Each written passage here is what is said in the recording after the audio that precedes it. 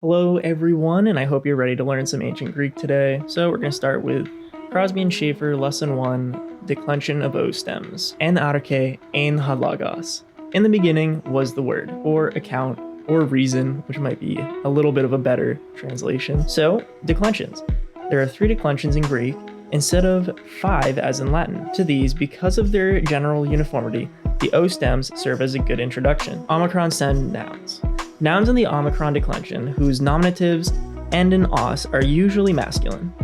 For example, they give you hoppotamus, which means the river. Then it gives you each of the different forms of the second declension. So you have ha, and you have os, which is equivalent to us in Latin.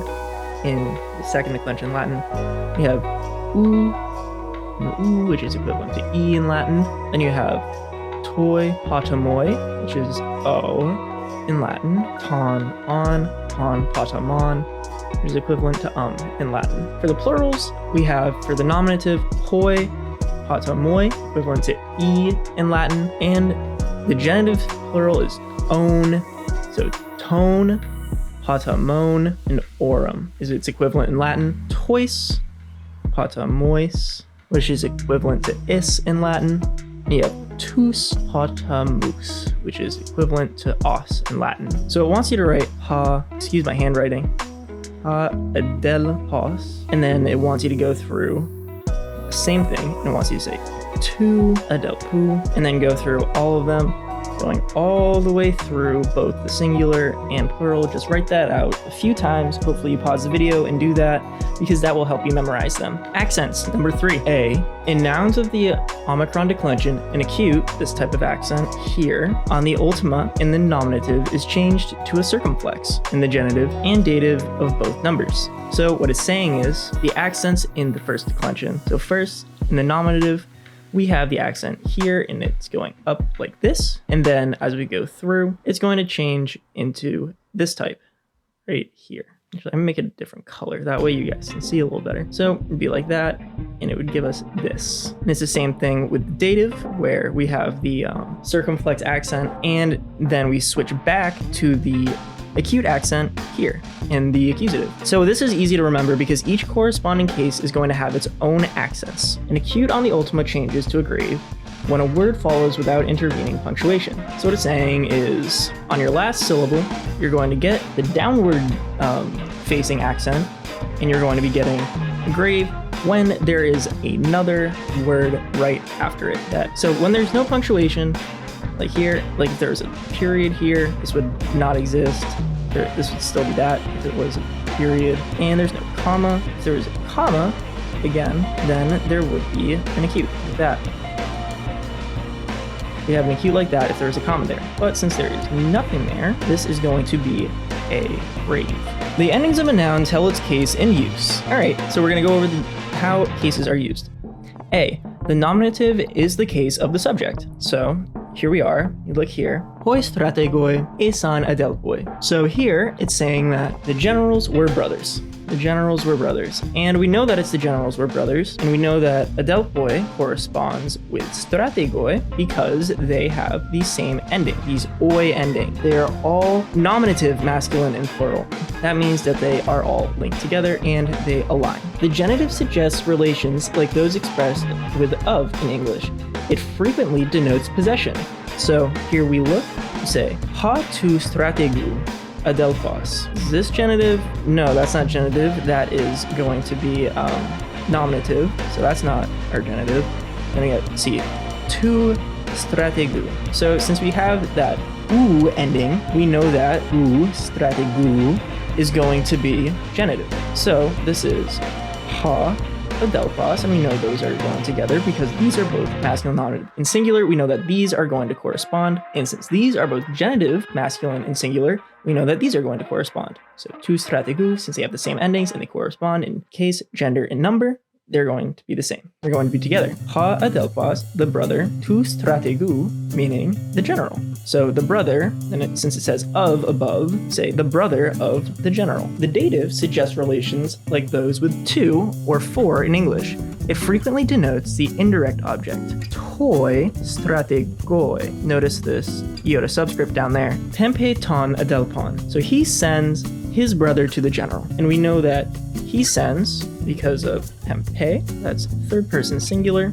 So pempo means to send. So pempe, this word, he sends the brother to the general. To the general. And now we have the accusative. The accusative is the direct object of a transitive verb. Adelpon pempe. He sends a brother. So we know that adelpon is our accusative because of this ending right here. The on ending is an accusative ending, so we know that that's going to be the direct object. Pempe, he sends a brother. 5. The article. Like in English and unlike Latin, Greek has a definite article. This agrees with its noun in gender, number, and case. It often serves as a possessive pronoun, as my, your, his, etc. Ha and hoi are proclitic. So because it doesn't tell you in the first chapter and you have to read the prologue, a proclitic is a monosyllable, meaning it has one syllable that has no accent, none, and is pronounced with the word that follows. Ha anthropos, the man. And an enclitic, because we're here, an enclitic is a word that is pronounced with the preceding word and usually lacks an accent of its own. Here it gives us the example of anthropoi te, and enclitics are treated more fully in 95. So we're going to learn about that later. So our proclitic here is te. Greek has no indefinite article, so it has nothing that means like a, like, or an apple. In this case, an apple. An is your indefinite article. Many nouns having no definite article require a or an in translation. So you'll see it says eke adelpon. So we don't say he has brother. It sounds like caveman talk. We say he has a brother. They just don't have a as a word in Greek. So here's our vocabulary. Adelpos, adelpu. So second declension, the brother. And a word that it gives as etymology here is Philadelphia. So you know how Philadelphia is called the city of brotherly love. Philly, what it's known for is its great people and no shenanigans that happen in Philly. But it is the city of brother, Adelphia, love. So loving your brother, meaning incest, by the way. I don't know why they would name a city that, but to each their own. Eke, he, she, or it has. Just memorize this for now. We aren't going to go over the verbs. So just when you see something like ekusi, just know it's they have in eke, he, she, or it has, and just know that ek is your root, and a and usi are your endings. Ein, he, she, it, or there was. Isan, they, or there were. You have pawe, he, she, or it stops. It's transitive, meaning it takes a direct object. He stops, and then it takes a direct object like the dog. You have that. That just means that it takes a direct object, transitive. So he stops the dog. He stops would be intransitive, and he stops the dog would be transitive. Now, pausi, they stop. Pempe, he, she, or it sends. Pempusi, they send. Again, this is also transitive, like the messenger sent a message. Like that, sent a message. Potamos, our word from earlier, meaning river.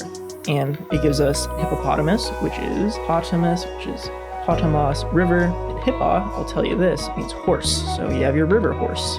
Strategos, strategu, ha, general. So this is the guy, you know, leading an army. That guy, this is our general. Sorry.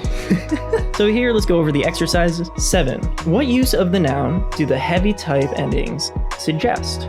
This should say suggest. All right, so I would recommend pausing right now, and then I'm going to tell you the answers. I'll give you a second, and now I'm going to go over it. So adelpu, we know that's genitive because of the u ending.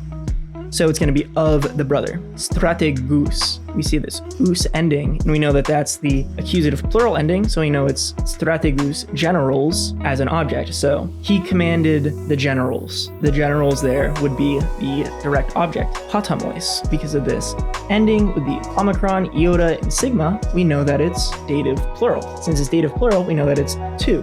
So it's like to the river. He ran to the river, something like that. Potamon, this has on ending. So we know that's accusative singular. So it's going to be something like he crossed the river. He might even cross the uncrossable river, which is kind of crazy.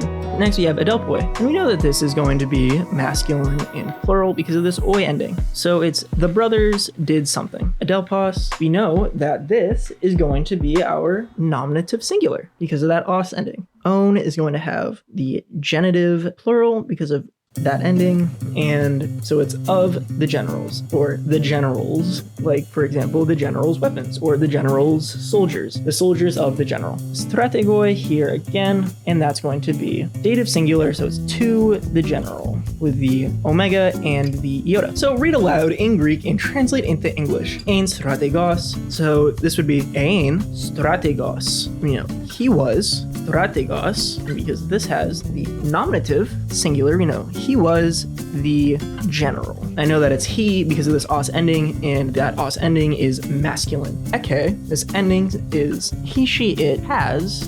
And lastly, we have this us ending, and we know adelpos, adelpus, so we know that this has to be the object of it, so because of this accusative ending, adelpus, meaning brothers. So he, she, it has brothers. I think that you guys can get through this on your own now. It's just going up and down and remembering what these are and matching.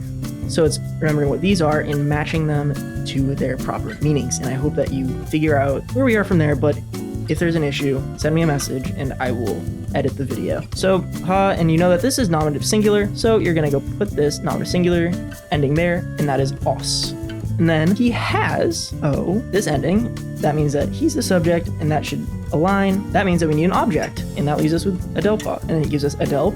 So we need to put an ending on this, and in this case, it would be us. Somebody wrote it in, so he has a brother. So you could put adelpa, so you put that on. Once more, since we have a word here that goes after it, we would want to put on the accent. And what accent would that be? That would be the down-angled accent, the grave, because it has a word after it, like this with no punctuation. If there's punctuation here, then we would not have that, and we would in fact have this, but it's not the case. So make sure you have a grave accent. So we'll start, and we see ason. That means they were. And then we look here, and we see patam. We need a subject, so we should put this on. Nominative plural ending, because this is a plural verb, they, or in this case, it's more like their. So like, now, if we put it all together, ason patamoy, that would be there were rivers. Ampusi, we know that this usi ending is they, so that means they send tus adelp tus, so that we know that that is going to be in a direct object, that us. So that means that we have to have the us ending here as well, right? Because that's masculine, accusative, and plural. And then, who are they sending these brothers to? That would be tois strateg, to the generals. He sends the brothers to the general. They send the brothers to the general, tois strategois. So we would do this with that accent because it is dative. So we would do ois here with that accent because it would be dative. This lovely pass, the Vale of Tempe between Mount Asa and Mount Olympus, might have proven more troublesome to the Persians than Thermopylae, had they not found an easier entrance into Greece. The Peneus River, which winds through it, is one of the few in Greece that never go dry. I hope to see you guys in the next video. Remember, be positive, be yourself. Peace.